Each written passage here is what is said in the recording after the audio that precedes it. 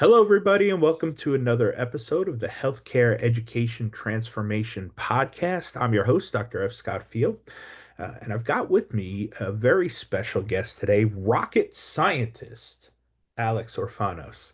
Alex, how the heck are you, man? Good. How are you? Thanks for having me. I'm doing good. I'm doing good. I love the fact that when people say it's not rocket science, you can actually reply, yes, it is. Um, You've had a wild journey, man, and I'm excited to talk about something that people are going to be like, well, why is a rocket scientist on your show? Well, you're going to see, right? We're going to get into what you're doing now. We're going to get into 3D printing and where the future is for that, especially in healthcare. Tell us a little bit about your academic journey and how it's led you to where you're at today. Sure. Let me start from the beginning. So, I am a second generation Greek American. And when I was growing up before school, my cousin, who's also Alex Orphanos, um, he was learning English. And then while he was in school, naturally, you're speaking English all the time. But I was only speaking Greek at the time. So, I created this weird Gringlish combination that nobody could understand, um, besides my mom. And then, uh, they decided, hey, let's just make sure that you can talk with the kids at school. So then we started focusing on English. Um, and I think that was just the start of looking back of understanding that, you know, my brain works a little bit different than what the template is of school. So, uh, went to a local school. The STEM program, because obviously I went to school for engineering. The STEM program was, let's say, easy. It was very close to not being accredited by the state anymore. So you can guess that me having let's say an easy time understanding how I learn in this setting became a problem when I went to college for engineering. All the people there were in robotics programs on the side, or had really dialed in their experience where I was playing catch up. So in junior high, I had a math teacher who, for some reason, decided I wasn't smart enough to be in the, advanced math class, even though my recommendation was for science. He's good, let him go. My advisor said, hey, we don't want you to fall behind, so why don't you take the lower class for science? And I agreed. And that was one of those moments early on that I wouldn't say I regret, but it was a moment where I was like, I'm going to need to grow from this. Uh, and so, luckily, because a teacher believed in me in a math class, I was given the permission to take two math classes junior year and then two science classes senior year, so that by the time I was there, I'd caught up. I shot up 100 places in my um, school. I don't even, what do they call those now? Like Yeah, ranking? ranking or something. Yeah. Yeah. So, turned it around for myself to catch up and then took a college board survey, the personality survey that said there was only two things on there. It was aerospace engineer and astronautical engineer. So it was a picture of I think it was an F-15, and then it was a picture of a space shuttle. And I was like, oh my God, you can work on the space shuttle? I'm gonna do that. Go to college, 2008. 3 years later, the space shuttle's retired, and I'm watching a scrappy group of people at SpaceX launch a rocket and land a rocket, and having debates with professors who are saying that's not possible, it's a waste of time, and me saying, but they're doing it. Right. So that was my experience. I got a degree in aerospace engineering with a minor in jazz performance. Um, and that's been my experience. Out of school, I was overqualified and underqualified at the same time for every job.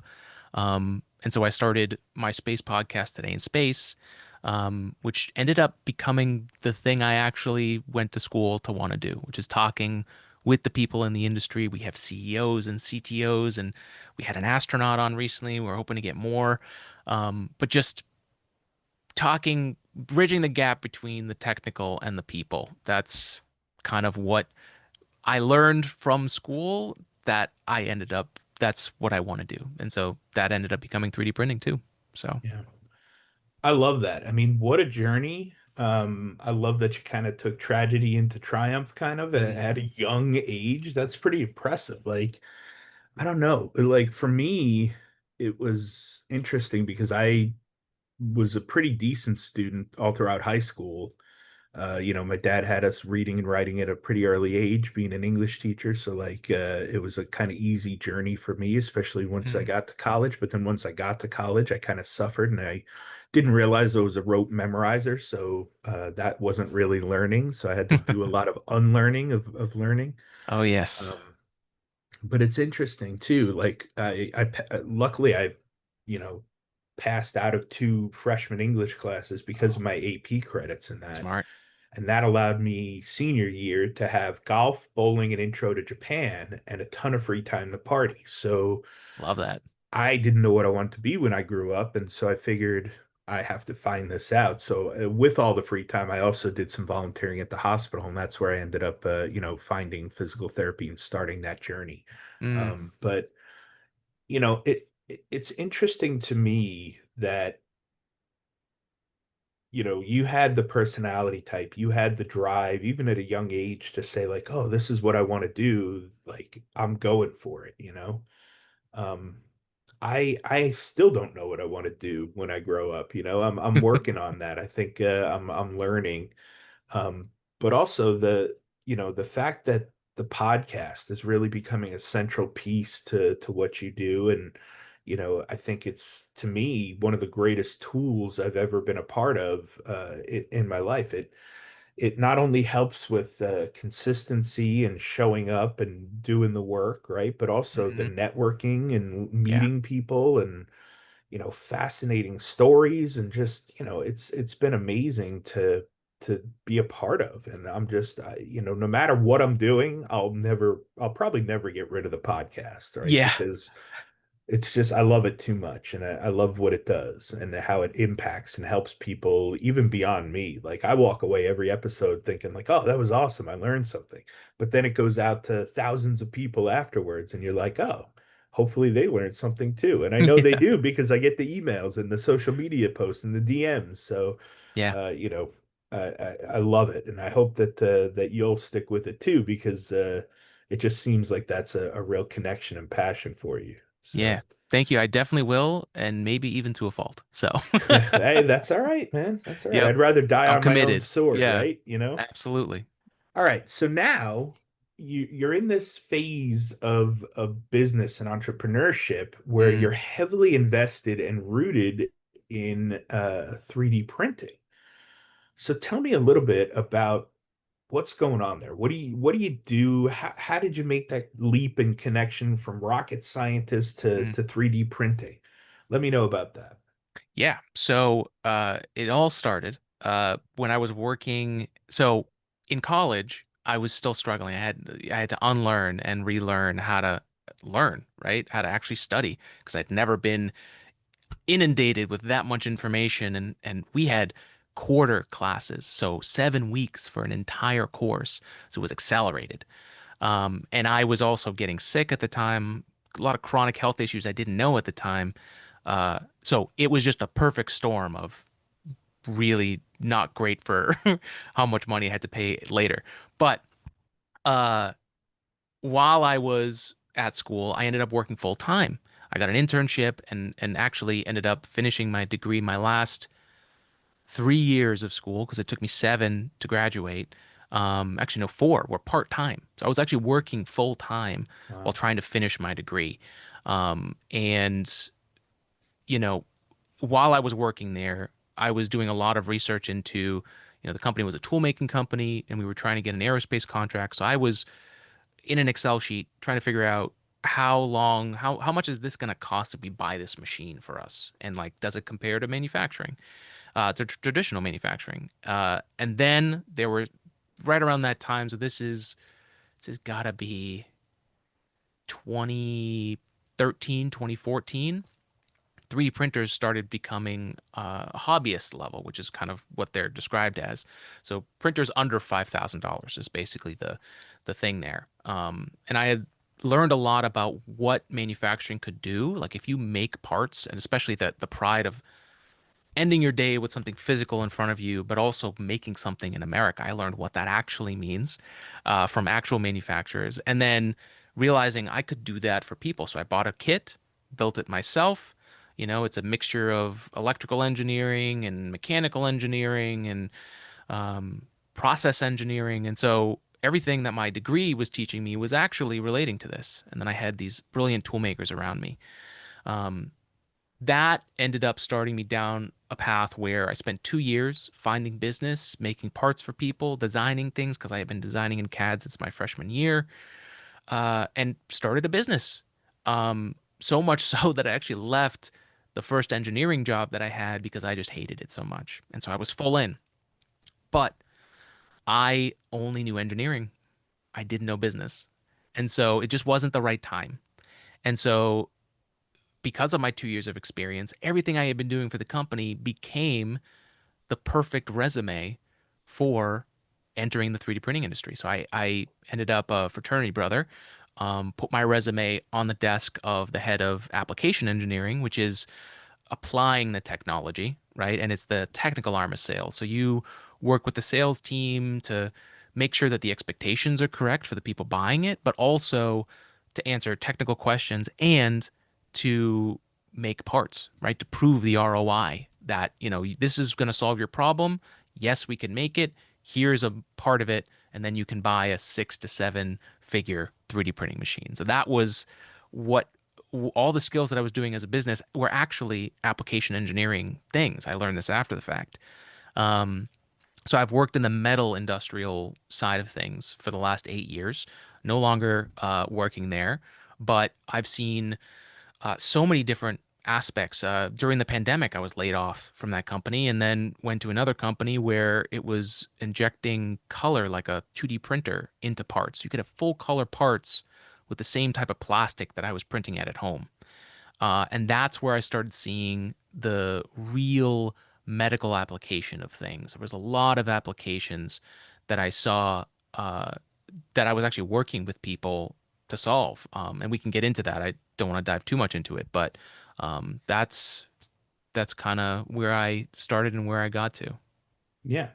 Yeah, so I mean, that's a perfect segue into my next question and really why we're here talking Mm. about 3D printing, right? With a rocket scientist. Um, what is 3D printing being used for these days, especially in the medical community? What have you seen? What have you done? What have you worked on? What do you hope to work on? What are some things that 3D printing is going to help solve for medical professionals? Yeah, absolutely. So luckily I have some parts here. So there's a lot, even though I'm not in the medical field, we're in very technical fields. And so any kind of thing that can help with explaining or assisting in a very custom situation is really valuable. And 3D printing has already started to do that. So, like, here's an example from that multicolor company where we have a skull here with bone density mapping applied to the actual anatomy of that person so that Wow. they could understand, like, especially if you're thinking about surgical guides or um, actually putting in implants, right? You want to know where the bone is the densest. You don't want to Yeah. drill into a bone that's light. It's going to be a problem. So, Yeah. this was So, huge. And so please. for those of you listening and not watching, check out the YouTube version of this. But that's actually almost like a literal physical CT scan Hmm. of a skull, and like Alex was saying, where the bone is most dense, and it's color coded. It's nuts. This is actually really cool. So you can Yeah. actually see it and hold it physically and understand what's going on. Yeah. So taking the data you guys already have and applying it to the real geometry. I mean, the one of the things that always excited me about 3D printing and is still true today, there's nothing like holding the real thing in your hands, and that's what 3D printing does Yeah. beautifully. And so in the medical field, you guys already have all this data, but applying it to something that like this is really important. And then from a surgeon's perspective, which in another life I think I may have been a surgeon, but um, think about all the prep that goes into a surgery, and then all of the problems that happen when you get in there, and then you finally see the real anatomy, the real situation. you're going in there with, you're doing a hip implant or some other, you're trying to put bolts into bone. You get in there and you're like, this is not, you know, uh, you've got to you've got to live in the situation, do this for the first time with this one off the shelf piece and then try and make it work. I mean, think about the trauma that happens naturally to someone where things just aren't what you planned for. If you could make the actual bone of that for that person, you could then make, the surgeon go in there and practice ahead of Yeah. time and say, you know what, I actually need something to help me with the situation. Then you can make stuff that actually makes surgeries more successful. Like that's something that I had a chance to work on and it was one of those things where I was like, this is like what we should be doing with 3D printing. Like this Yeah. this literally could change lives. So that's one of them. Something I've been That's actually yeah. huge because I can't tell you how many times I've heard of surgeons and or patients explaining to me like, well, they didn't really know how bad it was until they Yeah. got in there. Hmm. And then and then things go, awry. Like even in something as simple as physical therapy, most of our patients are not the gold standard in the textbook. We get in there, we Right. chat with them, we get to know them and look at things and observe things and ask questions, and we find out, oh, this is not like the textbook. This is not the gold standard. We have to do X, Y, and Z because we have to adapt and change. It's the same thing in surgeries or other healthcare professions where you think it's going to be the one way and then you get in there and it's really not. So this Yeah. to me is brilliant because it would really help surgeons be able to see what's really going on without having Hmm. to cut somebody open, right? Right. Be able to practice, be able to adapt, be able to see what is possibly going to be needed, right? And be more Hmm. prepped and ready and have better outcomes. So I love Yeah. that. Yeah. And the technology's gotten so good now, this is on more expensive equipment. This hard plastic, is great, but, isn't, you know, running a catheter or, going down veins, like, and the detail that you can get to now, you can get a mapping with the equipment you have in your building, and you can make something that has flexible material. It can cut and bleed like flesh. Like this really, it really is amazing how deep you can get into this. It's just having a person like myself where you can ask those questions. That's the difficult part because usually you have to go through a salesperson who's trying to sell you something. Now, I'm not saying I'm not a salesperson, but I'm not selling you a device. I'm selling you a solution. So it's a little bit different and is rare in the industry right now. Yeah. Yeah. I mean, a lot of things that I find in the world of business and education and healthcare is that you've either got, you know, business and sales experts or you've got clinical experts, Mm, but very rarely do you find a combination of an expert clinician who can also educate and communicate and sell well, right? yeah. And that's why, again, like I tell my students all the time, you've got to be able to sell, whether you like it or not. You're selling yourself to the next employer. You're selling your plan of care to your patient, right? The Hmm. language we use is we want them to buy in to what we're prescribing. Right. So, it's very salesy language. Like to sell is human, right? I think that's what Daniel Pink. Mm, That book is actually brilliant because it gets you comfortable with the idea of, oh yeah, I do sell on an everyday basis. Selling's not a dirty word. It's not like the used right. car salesman thing we had tied to it. So when you get somebody like yourself who can actually not only talk the talk, but walk the walk because you've been in it on both sides, you've done it on Mm, both sides, and you understand the problems people are having, and you're able to describe and explain to them the solutions you can offer and really do the problem solving and the hard work. Bringing that together is again brilliant and hard to do sometimes, but obviously yep. the proof is in the pudding. It can be Yeah. done. You are doing it.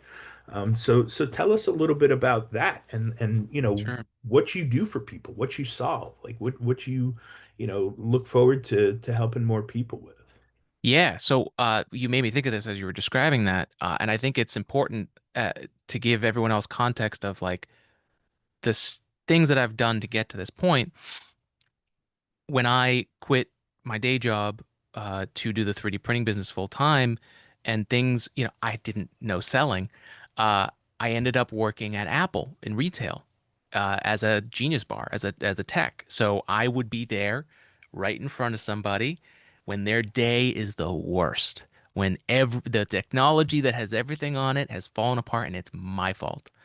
That fire, that furnace, and pressure was exactly what I needed. It was very uncomfortable at first, but the more I did it, and luckily there was a lot of great people working there. I love the people that I was working with, but I got the reps. I got the reps in understanding, wow, how I present myself to you when you're at your worst is almost as important as the solution I'm going to give you. Me saying things in a certain way, not over promising, is huge.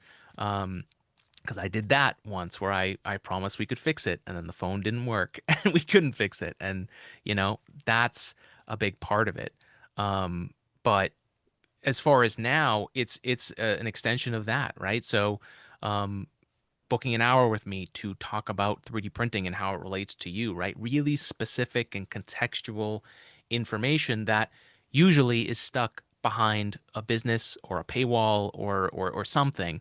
I've also got a podcast with my friend Matt called Layered Insights, where we're just sharing all this stuff that we're passionate about and also is usually behind a wall, and that's being given out for free. So there's a lot of different ways of bringing the world of 3D printing to you from somebody who can explain it to you. And so like Yeah. that's a lot of what I'm doing. And then of course, we can 3D print stuff. The owner of this technology I still work with. And so like there's I've made a lot of great relationships, and I'm just a great way to tap into this industry and find out how it can work for you. Yeah, I love that. You just by whole when you held up that anatomy version of the human head, it made me think of one of the earlier 3D printing companies that I saw. I think it was called Active Armor, and Mm. it prints 3D casts, hard casts, right? Oh, That are actually removable, which, for those of you who have broken a bone or had patients that have broken bones, uh, the casting process uses a plaster usually, and it's hard and it's smelly, like yeah. skin cells die in there and it itches and it's hot and sweaty and like, it's kind of gross. And then when they take it off, they cut it, they cut through it and you've got this pencil thin arm, because muscle's been wasting away. You haven't been using it, haven't been, touching it or, waking it up and doing all the things that an arm would normally do. So, Active Armor came up with this 3D printed, almost like a web. It looks like a webbing that goes around your arm, and it's solid, but it's two pieces, so it comes apart, so you can remove it, get to the arm, wash, do rehab on, things around the affected area. Hmm. Um, but it's still hard enough that it keeps, the bone from breaking more or moving while it's trying to set and heal. Yeah. So that again, it's just a brilliant use of technology and practical problem solving, right? Like Yeah. casts are old and outdated. They kind of suck. They're not custom, there's all these issues with them, but we need Mhm. them to keep the bone in place and set while it heals. This is just a perfect example of a 3D printed solution for those problems. Like they thought of Yeah. almost everything, and I love it. Yeah. And weirdly, what you're describing is what I might be best at, which is you have this thing you already have, like a cast, and you're just like, there's got to be a better way to do it. And in the discussion of, like you just said, all the problems with it, and so this, I guess what I do is I'm a problem solver. Uh, so it's like you bring to me the problems, and I know the technology well enough and the vast variety of it that I can say, you know what, this may not work, but this could, and how that changes your design, how we can focus laser focused on the problems to then find a solution that doesn't work. Like that's what I excel at. Now, communicating that to people and saying like this is how you could use it is another thing, but if there's one thing I'm great at, I would say it's that. Yeah. I love that. So, we talked about what's already existing out there Mm. in the world of 3D printing. Tell us a little bit about, what you're excited to work on for the future and where you see the future of your business involving 3D printing, especially in the world of healthcare. What do you see coming down the pipeline? So I see assistive devices and any kind of functional like I'm trying to think for amputees, right? I'm trying to think of the term right Yeah, now. prosthetics, Prosthetic, thank you. orthotics, For some reason that was just not in my brain. splints. Yep. Yeah, I mean, Yep. So like that is at so right now there's already examples of that being like exploding, right? The cost of these prosthetics is dropping because they're made on, you know, not cheap but inexpensive 3D printers with inexpensive materials. Um, there's also a company out there, I was trying to find it, but I'll send it to you later, that has now created a 3D printed wheelchair for children. oh, And so changing an entire child and family's life from having to afford something that is necessary for this child, being able to 3D print it, and then this company is making it available to everyone. So the manufacturing is just, do you have a 3D printer? I yeah, think that kind of stuff is amazing and beautiful and is only going to grow. Um, and one other thing on that is the personalization, right? Not being yeah, stuck again with the one size fits all. You can then be proud of it. It can be a part of you. It can be, right? So there's a human aspect with this personalization that comes with customization, which is one of 3D printing's greatest powers. But moving down the line, stem cells and organ replacement or organ regrowth, right? Like, think about the pain and the suffering that happens from people waiting on a list to get a liver from somebody, which, even the math of that is someone needs to lose theirs for you to gain one, right? So there's this moral quandary around getting an organ that you need. yeah, 3D printing has already shown that they can 3D print a functional heart, right? yeah. Now, it's not something that's going to go into somebody, but it It's a when you run start. electricity through it, it is pumping blood. Like that Yeah, alone is a huge thing. Now, thinking down the line, what does that do? Once enough of these, or just one really good printer that does this exists, the possibilities and how that changes the healthcare, especially for the individual, is wild because you don't need rejection medicine anymore because it is yours, right? It's built yeah, from your own cells. So you're actually growing your own organ, which think about how that could address cancer in the future or any other disease where you have no other option than to wait. Um, that the potential of what that could do for humanity and just people in healthcare is mind blowing. Um, but thinking down the future, so I come from the space background. I use the harsh environment of space as an example to think about the extremes of where we can go, right? So the example of Apollo 13, right? They needed to take what they had on board to then adjust the filter to make sure they could breathe breathable air. And so they had to dump that box. This is what got me into space, was that scene in Apollo 13 where they go, "We got to figure this out. Let's go." And everyone jumps in and tries to figure it out. Um, that's what got me into it. But in space, think about what would have happened if they had a 3D printer. It would have been a non-issue, right? Or at least for the most part, they could have fixed that problem quickly.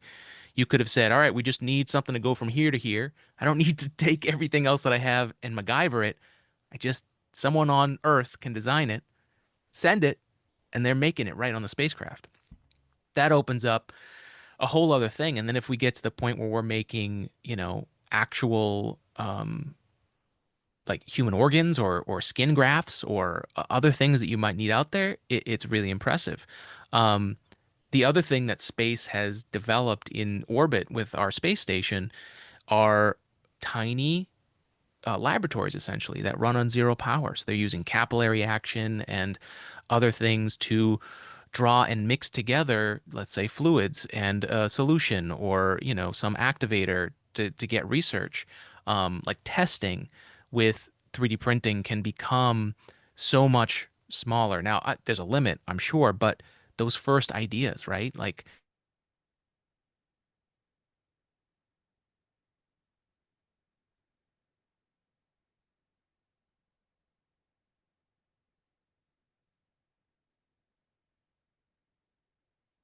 advance medical research. That to me is just like I can't even tell you all the ways it could happen because it just not enough people have even done it yet. So, Yeah, I mean the organs thing is kind of blowing my mind a little bit. Like I guess I've thought about it, but I didn't realize how close we are to it becoming reality, I guess. yeah. It's nuts. It's just Yeah. if done correctly and safely and efficiently, that's going to solve a lot of problems. That's going to save a lot of lives, you Yeah. know? And to think it's not just, printing some little axolotl figure in the background, right? Like Yeah. as much as I love those 3D printed action figures and stuff for the Hmm. kids. This is real life-changing stuff here. This is high level. Yeah. Um, so I love that. Alex, thank you so much, man, for coming on here, for telling our audience a little bit about what's coming down the pipeline for the world of healthcare and 3D printing. I could see a lot of healthcare providers being able to consult with 3D printers and with the people making the technology and trying to make it better. They're going to need input from healthcare providers. They just Right. are, right? Because Hmm. not every 3D printer person is a healthcare provider. So they're going to need help. If you're interested in 3D printing in the technology, I would strongly recommend reaching out to Alex or finding people that are doing what you're interested in and just reaching out and learning more about it, seeing how you can get involved, seeing how you can help. Because I know they're going to need consultants. I know they're going to need answers. They're going to need the people to tell them what the problems are and how to fix them. So, Hmm.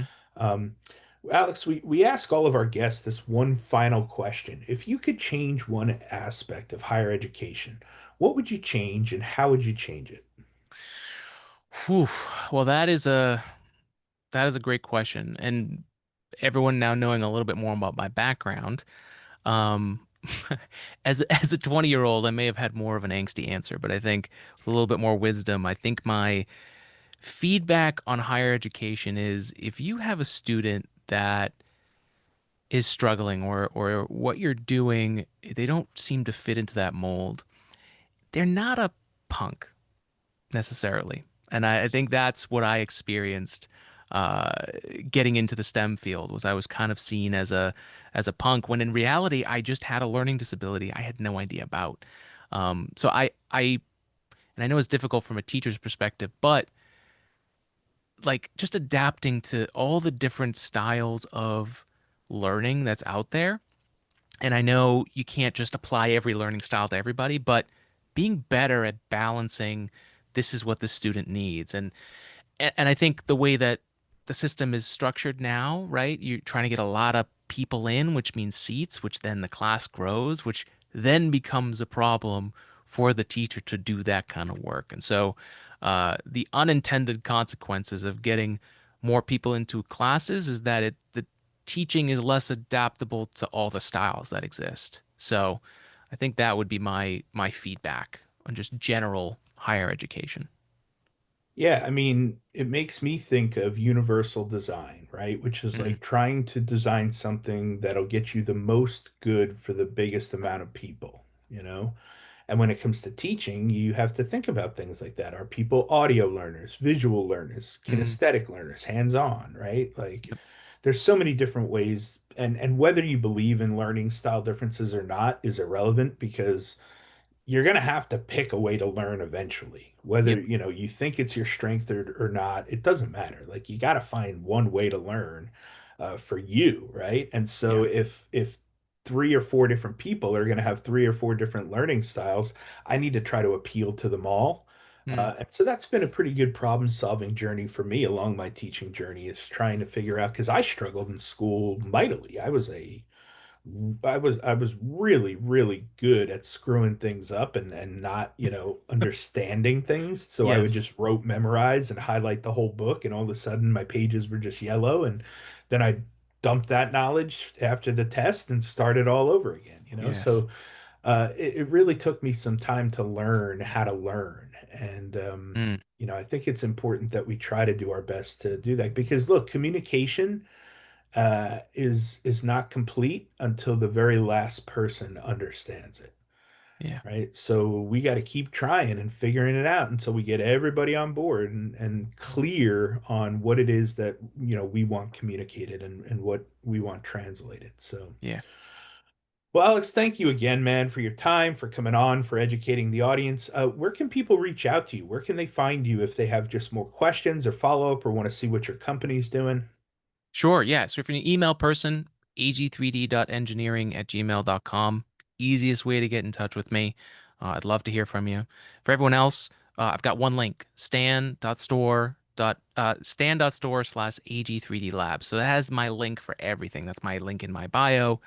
It's got our 3D printing podcast. It's got different services, right? Right now, $99 for an hour of Ask Me Anything about 3D printing, right? Also, t smaller things like solve your 3D print problem, right? Your one part, what's the problem, how to fix it, and then how to choose your first 3D printer, right? All those little things I'm trying to figure out ways to scale myself and get myself in more places than just traveling around the world. So, that's Stan.Store/ag3d labs. And then if you just want to check out the 3D printing website, it's ag3d-printing.com. Love that. We'll drop all the links in the show notes so people can find you easily. Alex, appreciate you, man. This was an absolute pleasure. Thank you so much, sir. It's been an absolute pleasure.